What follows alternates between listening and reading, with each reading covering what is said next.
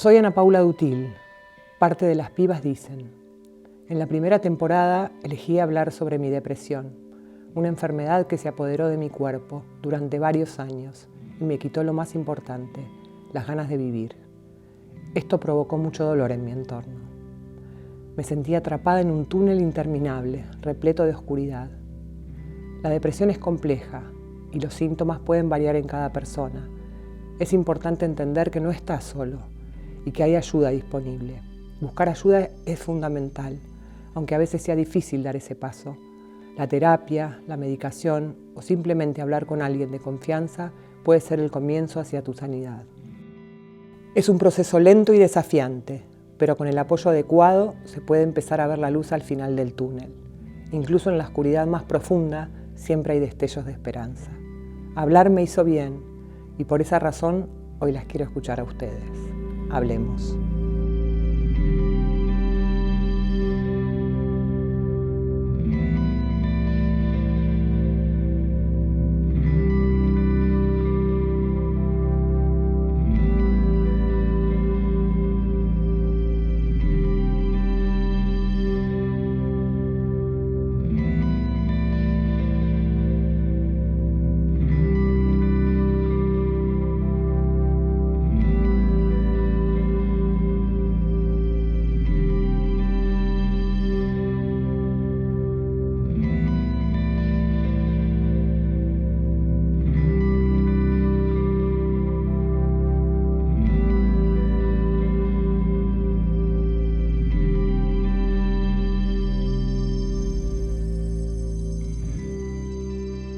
¿Cuándo empieza tu depresión o tu tristeza profunda?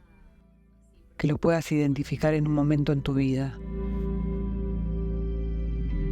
Lo pude identificar cuando por trabajo me tocó viajar y fui a un hotel, a un 8º piso de un hotel muy lindo esos que uno no va habitualmente. Y abrí la ventana para ver el paisaje porque me parecía que tenía que poder ver a lo lejos. Y cuando me asomé, saqué la cuenta que funcionaba. Si yo me tiraba desde ahí funcionaba porque estaba muy alto. Y en ese momento me puse a llorar desconsolada porque lo que me di cuenta fue que yo no me quería morir, pero sí que me estaba sintiendo en algún punto como que estaba yendo por ese camino. Y me di cuenta que tenía un hijo y que si yo en ese momento me tiraba, en algún punto lo mataba también a él. Mi depresión creo que es de siempre. No sé un estado que me haya pasado, pero sí puedo decir que cuando yo nací esperaban un varón y mi padre me rechazó porque era mujer y me quedé con mi mamá, madre soltera. Lo que lo provocó no es original, es la pérdida de un amor, es una separación.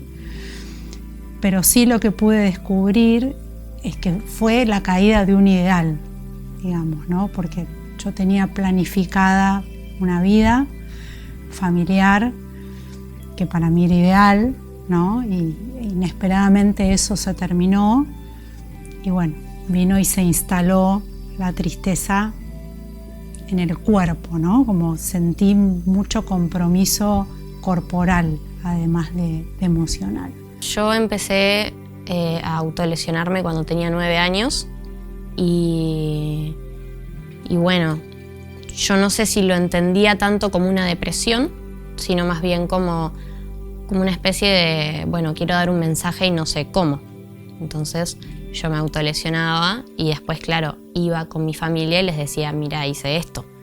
Y yo siento que era directamente solamente para dar un mensaje. Yo lo que notaba en Zoe cuando tenía 3, 4 años, que tal vez estaba por irse un cumpleaños y llegaba a la puerta y me decía, no voy. Y retrocedía.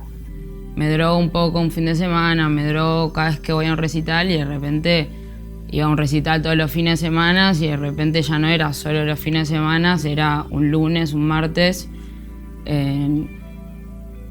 Era como lo único que me sacaba de la realidad en la que yo estaba viviendo, que no encontraba una salida Pasé muchos tiempos duros con mi mamá.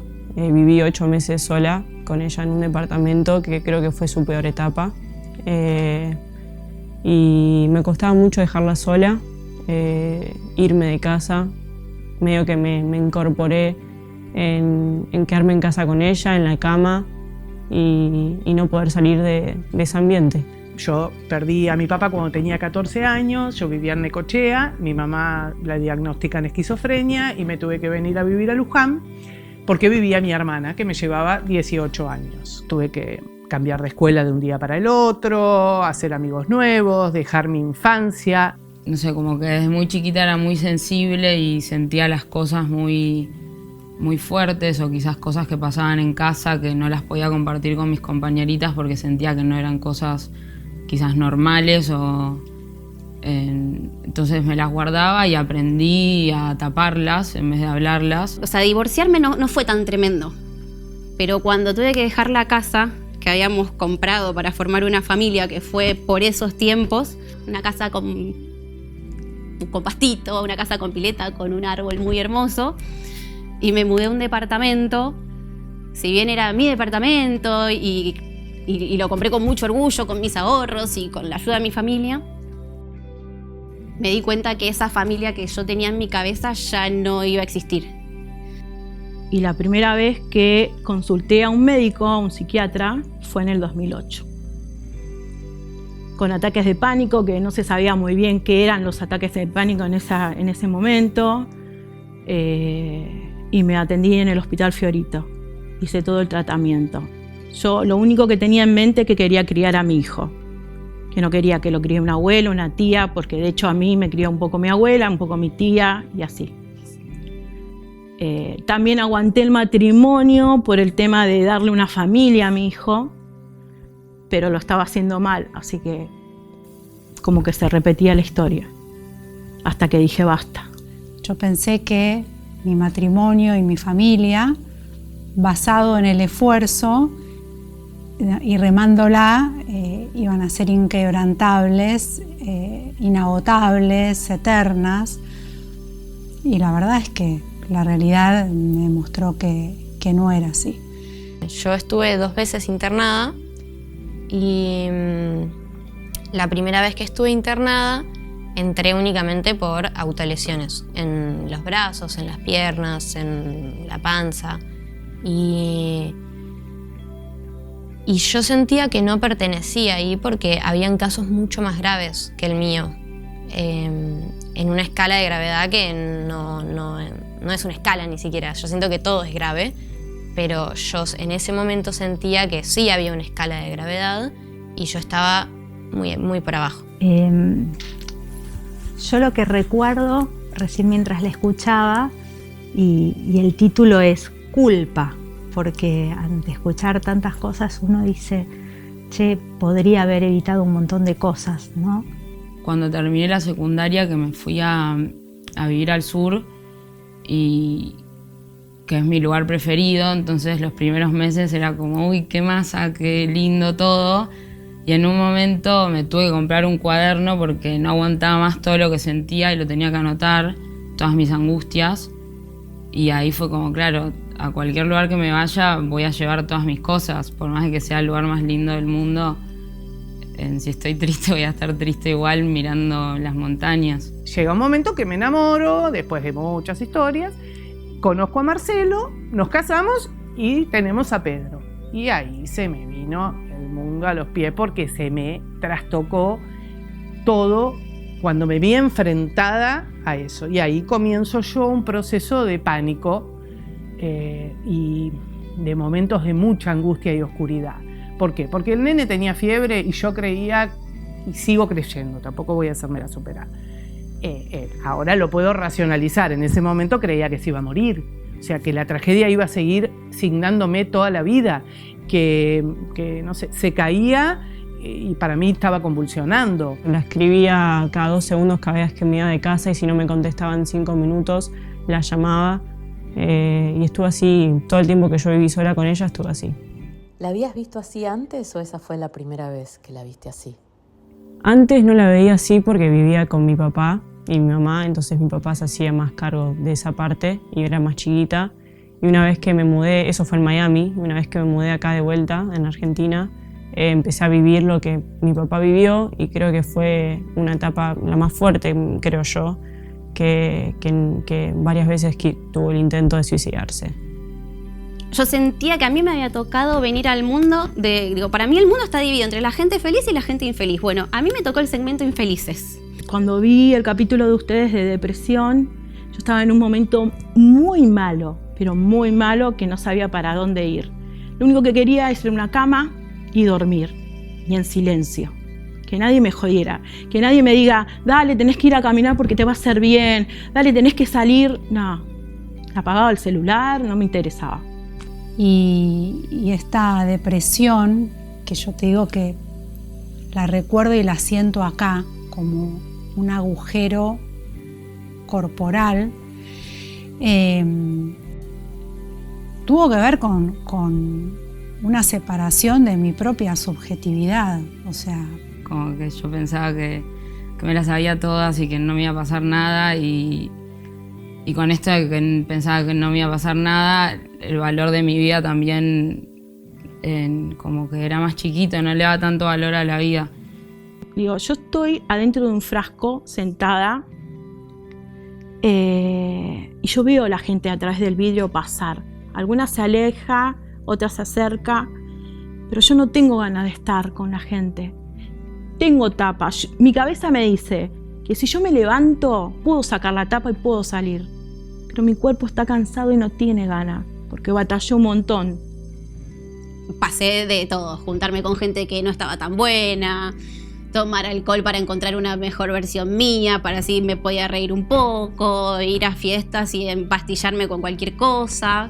Me empecé a enojar una vez que las cosas siguieron repitiéndose, que yo la encontraba, ella trataba de esconder el alcohol con un vaso de coca, o sea, en un vaso normal en vez de una copa. Y yo todos los días iba, olía el vaso para ver si era vino o si era coca, o sea, lo que sea. Y me empezaba a enojar porque era siempre decirle, mamá, por favor, deja, mamá, deja de hacerlo, mamá, deja.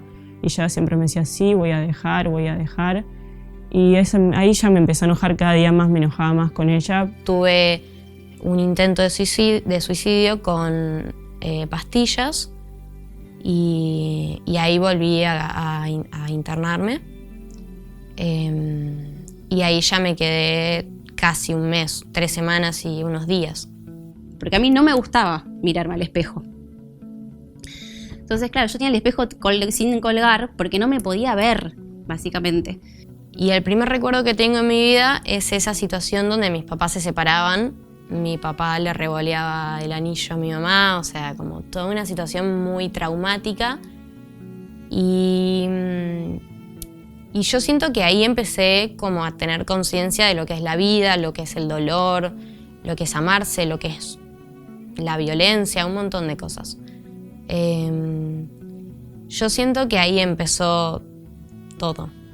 ¿Y alguna vez sentiste que era tu culpa? Sí, no. Ella a veces me decía que ya no me querés más acá. O sea, me decía como que sus hijos no la querían más acá en este mundo y que por eso se iba por nosotros. Y yo me preguntaba si había algo que hacía yo para hacerla sentir eso. Porque yo siempre que me lo decía, le decía que no era así, que yo lo que más quiero en este mundo es que mi mamá esté acá, que es la persona que más amo. Pero que ella me diga eso me hacía sentir que yo capaz estaba haciendo algo mal y que no la estaba ayudando. Yo creo que así como le hizo bien a tu mamá hablar, tal vez vos también puedas encontrar un espacio donde puedas sanar y también perdonarla.